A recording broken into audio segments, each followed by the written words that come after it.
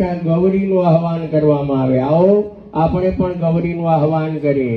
સર્વ મંગલ મંગલે શિવે સર્વાર્થ સાધિકે શરણે ત્રંબકે ગૌરે નારાયણી નમસ્તુતે।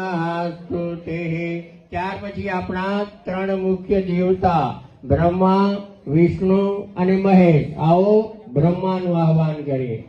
અહં ત્વં વહે ચતુર્મુખ બ્રહ્મા સત્યલોક પિતામહ આગહ મંડલે ચાસ્મિન મમ સર્વ સિદ્ધયે।